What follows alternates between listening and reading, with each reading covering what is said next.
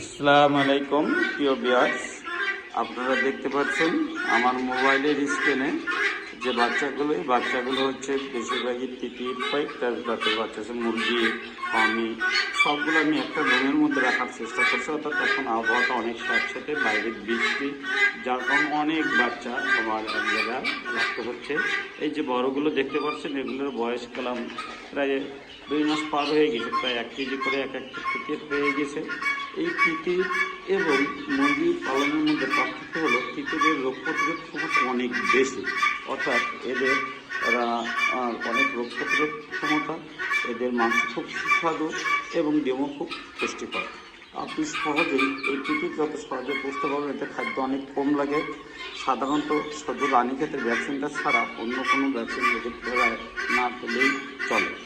তো আমার এই একটি রুমে এতগুলো পাখি রাখার উদ্দেশ্য হলো এখন আবহাওয়া অনেক খারাপ, পাখিগুলো রাখার জন্য আমি একটি নির্দিষ্ট জায়গা তৈরি করে রেখেছি, যাতে সব ধরনের বাচ্চাই এই রুমে রাখতে পারি। তো দেখেন এই যে খাচ্ছে বাচ্চাগুলো, সকালের দৃশ্য, খুব সকালেই আমি সকাল 9টায় এই দৃশ্যগুলো ধারণ করছি। দেখেন যে কীভাবে খাচ্ছে, ঘুরছে। অর্থাৎ এইগুলো লালন পালন করে আমার মনে হয় না যে কেউ লসে যাবে। আপনি অন্য মুরগি পালন করে হয়তো লসের সম্ভাবনা আছে, কিন্তু এই মুরগি পালন করে আমার মনে হয় না যে কোনো লসের সম্ভাবনা আছে। এর কারণ হলো এর রোগ প্রতিরোধ ক্ষমতা খুবই কম, অল্প দিনে বড় হয় এবং এর যে ডিম দেয় সারা বছরই, খালি শীতের দিন ছাড়া, শীতের 4 মাস ছাড়া 8 মাস আপনি একটা ডিম সংগ্রহ করতে পারবেন। এবং অর্ধেক খাবার আপনি ঘাস, লতাপাতা, কলমি শাক, অন্য শাক খেয়েই এরা থাকতে পারে। অর্থাৎ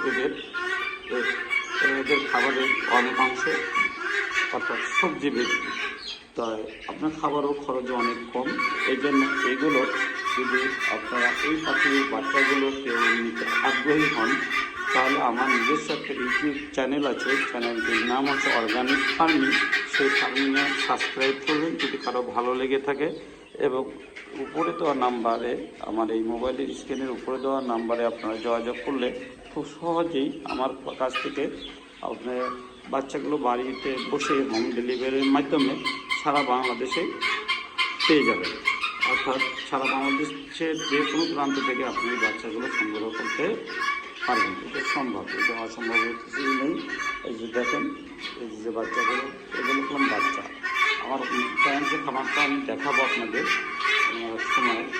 আমি তো খুব বেশি নিয়ে করেছিলাম তা না, অল্প খালি দিয়ে শুরু করে আলহামদুলিল্লাহ